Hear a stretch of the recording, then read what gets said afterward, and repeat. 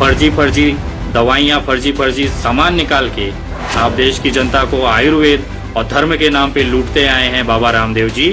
आपकी हकीकत अब देश के सामने है कि आपने कोरोना की दवाई बनाई ही नहीं है, और इसको देखते हुए कितने ही अंधभक्त अपने मुंह पे गिर गए बेचारे, वो हम लोगों को कैसे झेल पाएंगे। दूसरा, आज जिस तरह से मोदी जी आके संबोधित करके चले जाते हैं, हर एक मध्यम परिवार को ये अपेक्षा होती है कि मोदी जी आएंगे और मिडिल क्लास परिवार के लिए कुछ न कुछ कह के जाएंगे। नकली इंसान हमेशा नकली ही होता है, चाहे वो किसी भी वेशभूषा में हो। आपने कल भी देश को बेवकूफ बनाया था, आज भी आप बेवकूफ बना रहे हैं, और आने वाले कितने ही भविष्य तक आप देश को बेवकूफ बनाएंगे। ये जो महंगाई की जो मार है, बिजली बिल की मार है, आर्थिक तंगी की जो हालत है, ये हर घर तक पहुंचेगा।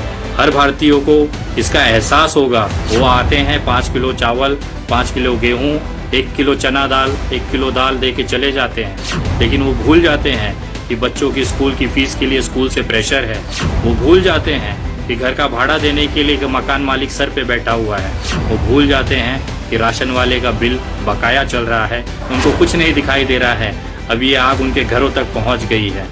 एक प्रधानमंत्री के तौर पे आप भले ही असफल रहे हो, लेकिन देश की जनता को अपने मनोरंजन में बांधे रखने में आपसे ज्यादा सफल व्यक्ति इस देश में, इस धरती पर हो ही नहीं सकता है। और मैं आशा करता हूं कि आज नहीं तो कल देश की जनता ये जरूर समझेगी कि आप लोगों ने कितनी बड़ी गलती 2014 उसके बाद 2019 में की है। लाइव टीवी, सच सबसे आगे। मोदी जी कल फिर आए थे, देश को संबोधित किया और वो दिव्य ज्ञान देके चले गए जो आज तक किसी भी भारतीय को पता नहीं था। क्या दिव्य ज्ञान देके गए? ये वाला। हम उस मौसम में भी प्रवेश कर रहे हैं जहां सर्दी, जुकाम, खांसी, बुखार, ये सारे न जाने क्या क्या होता है। धन्यवाद मोदी जी, हमें तो पता ही नहीं था जुलाई में बारिश होती है और बारिश के बाद सर्दियां चालू हो जाएंगी और इसी बीच में त्योहार भी आता है। हमें तो कल आपने बताया तब जाके पता चला, और मुझे पूरी तरह से विश्वास है देश के 135 करोड़ 130 करोड़ आबादी को भी कल ही पता चला कि जुलाई में बारिशें होती हैं, उसके बाद सर्दियां शुरू होती हैं। आप लोग जिस तरह से देश चला रहे हैं और हर दिन एक नया नया मनोरंजन देश के सामने प्रस्तुत हो रहा है। भले टिकटॉक बैन हो गया है तो क्या हुआ, मोदी जी अभी भी हैं अपनी मन की बात कहने के लिए, तो कोई दिक्कत नहीं है। देश में एक प्रधानमंत्री के तौर पे आप भले ही असफल रहे हो, लेकिन देश की जनता को अपने मनोरंजन में बांधे रखने में आपसे ज्यादा सफल व्यक्ति इस देश में, इस धरती पर हो ही नहीं सकता है।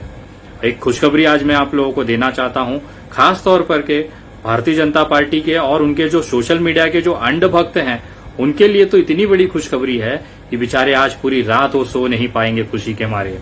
जिस बाबा रामदेव को ये अपने कंधों पे बिठा के पूरे विश्व का, ब्रह्मांड का चक्कर के दौरे पे ये अपना विजय जल्लोष मना रहे थे कि बाबा जी ने कोरोना की दवाई बना ली है, आज उसी बाबा जी ने अपना खड़ाऊ निकाल के, अपना जूता निकाल के इन्हीं अंधभक्तों के मुंह पे दे मारा है। और इतना खकारी मार के इन्होंने, बाबा रामदेव ने इन अंधभक्तों के मुंह पे थूका है कि उसकी कोई कल्पना नहीं की जा सकती है। जिसे ये कोरोना की दवाई समझ के इतना गौरवान्वित महसूस हो रहे थे, बाबा की जय जयकार लगाए पड़े थे, वो तो साला इम्यूनिटी बूस्टर करके निकला। और ये बाबा रामदेव खुद इसका आज आके उन्होंने पलटी मारी है कि हमने कोई कोरोना की दवाई नहीं बनाई। बेचारे इनको कोई हक नहीं है अंधभक्तों को इस तरह से गालियां खिलाने का। ये इतनी मेहनत से आपका प्रचार प्रसार करते हैं और आप ही आके इनके मुंह पे जूता मार के चले जाते हैं, और उसके बाद अंधभक्तों को हम जैसे जो लोग बैठे हैं वो तबीयत से लेते हैं। देखो बाबा रामदेव क्या हालत करके गए। बाबा के साथ बालकृष्ण भी उत्साहित थे और बगल में खड़े बीएस तोमर भी जीत की हंसी हंस रहे थे। मगर दवा के दावे से पहले तोमर साहब मुकरे और आज आचार्य बालकृष्ण भी पलट गए। दवाई के अंदर तो ये हमने कहा ही नहीं कि ये हम कोरोना को जो है कंट्रोल करते हैं, क्योर करते हैं। हमने कहा कि हमने ये दवाइयां बनाई थी, वो क्लिनिकल रिसर्च के अंदर ये दवाइयां दे दी, दवाई देने से कोरोना के रोगी ठीक हो गए। एक झूठ को छुपाने के लिए बालकृष्ण ने दूसरा झूठ बोल दिया। जरा सुनिए 23 जून को स्वामी रामदेव ने क्या कहा था। कोरोना की पहली Ayurvedic clinically controlled trial based evidence research based medicine Patanjali research centre और नीम्स के संयुक्त प्रयास से तैयार हो गई है। स्वामी रामदेव के इसी दावे के बाद आयुष मंत्रालय ने नोटिस जारी किया था और दवा से जुड़ी जानकारी मांगी थी। जवाब में रामदेव की तरफ से कहा गया कि कोरोना किट के नाम से कोई किट नहीं है। लेकिन 23 जून को ही आई इस तस्वीर को देखिए जिसमें लिखा है पतंजलि रिसर्च इंस्टीट्यूट के द्वारा परीक्षित एवं सत्यापित औषधि और इंग्लिश में ठीक नीचे लिखा है दिव्य कोरोना किट। नकली इंसान हमेशा नकली ही होता है, चाहे वो किसी भी वेशभूषा में हो। आपने कल भी देश को बेवकूफ बनाया था, आज भी आप बेवकूफ बना रहे हैं और आने वाले कितने ही भविष्य तक आप देश को बेवकूफ बनाएंगे। फर्जी दवाइयां, फर्जी सामान निकाल के आप देश की जनता को आयुर्वेद और धर्म के नाम पे लूटते आए हैं। बाबा रामदेव जी, आपकी हकीकत अब देश के सामने है कि आपने कोरोना की दवाई बनाई ही नहीं है। और इसको देखते हुए कितने ही अंधभक्त अपने मुंह पे गिर गए बेचारे, वो हम लोगों को कैसे झेल पाएंगे। हम लोग तो तबीयत से लेने वाले हैं। अब तो उनकी हालत सोशल मीडिया पे देखने लायक होगी।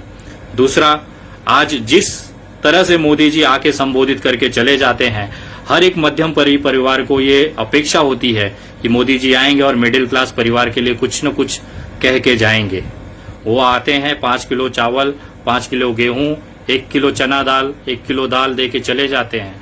लेकिन वो भूल जाते हैं कि बच्चों की स्कूल की फीस के लिए स्कूल से प्रेशर है। वो भूल जाते हैं कि घर का भाड़ा देने के लिए मकान मालिक सर पे बैठा हुआ है। वो भूल जाते हैं कि राशन वाले का बिल बकाया चल रहा है। दोस्तों से, मित्रों से उधार लेके, परिवार के लोगों से उधार लेके, रिश्तेदारों से उधार लेके वो घर चला रहे हैं। उसके लिए कोई व्यवस्थाएं मोदी जी नहीं कर पाते हैं। यहाँ तक कि इस समय देश के अंदर डीजल पेट्रोल के भाव बढ़े हुए हैं।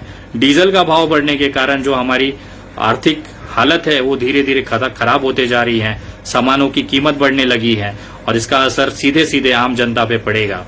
और मैं आपको दावा कर सकता हूं कि जिस तरह से अंधभक्त अपने अंधभक्ति में लीन हैं, उनको कुछ नहीं दिखाई दे रहा है। अभी ये आग उनके घरों तक पहुंच गई है और उसी का असर ये हुआ है कि भारतीय जनता पार्टी के कार्यकर्ताओं ने रास्ते पे उतरकर भारतीय जनता पार्टी का डीजल और पेट्रोल के भाव को लेके विरोध प्रदर्शन नाचते गाते हुए किया है। ये एक तरह से उनकी आंखें खुली हैं कि वो अभी तक 2014 और 2019 में उन्होंने क्या गलती की है। देश के साथ इतना बड़ी उन्होंने धोखा दिया है जिसकी सजा भुगत रहे हैं। आज उनका परिवार भी भुगत रहा है। उसको देखते हुए बहुत ही कम तादाद ही सही, लेकिन उन भाजपा के कार्यकर्ताओं को ये समझ में आया है कि देश की जो लगाम है वो गलत हाथों में दी है। और देखिए किस तरह से भारतीय जनता पार्टी के कार्यकर्ता विरोध प्रदर्शन कर रहे हैं बढ़ते हुए डीजल और पेट्रोल के दामों का।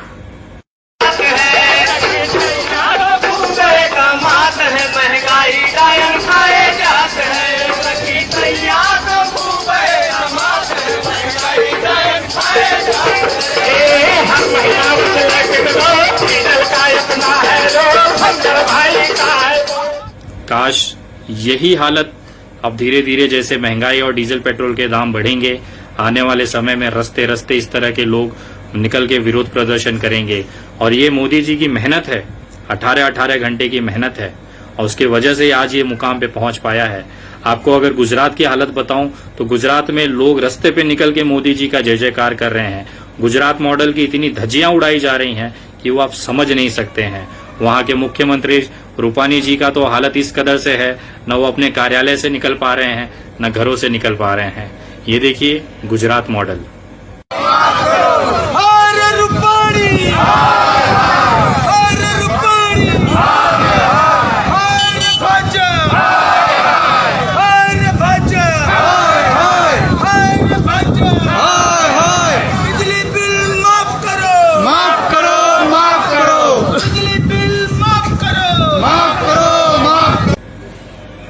अभी तो ये शुरुआत है, आगे आगे देखिए ये जो महंगाई की जो मार है, बिजली बिल की मार है, आर्थिक तंगी की जो हालत है, ये हर घर तक पहुंचेगा। हर भारतीयों को इसका एहसास होगा कि उन्होंने 2014 और 2019 में कितनी बड़ी गलती की है। हम जैसे जो सामाजिक कार्यकर्ता हैं वो आप लोगों को जागरूक करते रहेंगे। हमने बार बार आपको चेताया, लेकिन आप अपने भक्ति में लीन थे, अब आपकी आंखें खुलेंगी और हम लोग बैठ के आपका विरोध प्रदर्शन देखेंगे कि जब आपके घरों में आग लगी है तब जाके आपकी आंखें खुली हैं। हम यही नहीं चाहते थे कि आप लोगों तक ये बात पहुंचे। ये जो दुख की पल है, ये जो गरीबी के पल हैं, ये जो आर्थिक बोझ है, आप लोगों के घरों तक न पहुंचे।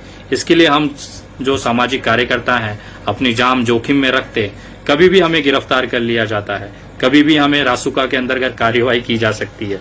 उसके बावजूद हम आपको जागरूक करते हैं, अपने जान अपने परिवार को खतरे में डालते हुए। और मैं आशा करता हूं कि आज नहीं तो कल देश की जनता ये जरूर समझेगी कि आप लोगों ने कितनी बड़ी गलती 2014 उसके बाद 2019 में की है। अभी भी समय है, चेत जाइए, देश को बर्बाद होने से बचा सकते हैं, लेकिन उसके लिए आम जनता का सहयोग की जरूरत है। मैं आप लोगों को धन्यवाद करना चाहता हूं जिन्होंने सहयोग राशि भेज के उन गरीब दिवंगत परिवार के लोगों को राशन और भोजन उपलब्ध कराने में हमें मदद की है। मैं आप लोगों को बताना चाहता हूं अभी तक 218 परिवारों को हम लोगों ने 1 महीने का राशन दिया है प्रत्येक परिवार में, चाहे उनके घर में 5 सदस्य हो, चाहे 10 लोग हों। प्रति व्यक्ति के हिसाब से हम लोगों ने 218 परिवारों को और ये राशन पहुंचाया है। और उसके लिए आप लोगों उन तमाम लोगों को मैं धन्यवाद करता हूं जिन्होंने इसमें सहयोग किया। अगर अभी भी आप इसमें मदद करना चाहते हैं तो आप हमारे पेटीएम, गूगल पे और फोन पे नंबर 9594394948 पर अपना अनुदान भेज सकते हैं। आपके भेजे गए एक रुपए से किसी जरूरतमंद परिवार को राशन और भोजन मिल सकता है। अगर आप यूपीआई ट्रांसफर करना चाहते हैं तो यही नंबर है 9594394948 @UPI। आप इस पे भेज सकते हैं। मैं आप तमाम लोगों को धन्यवाद करता हूं और आशा करता हूं ये जानकारी आप सभी भारतीय तक पहुंचाएंगे। लाइव टीवी, सच सबसे आगे।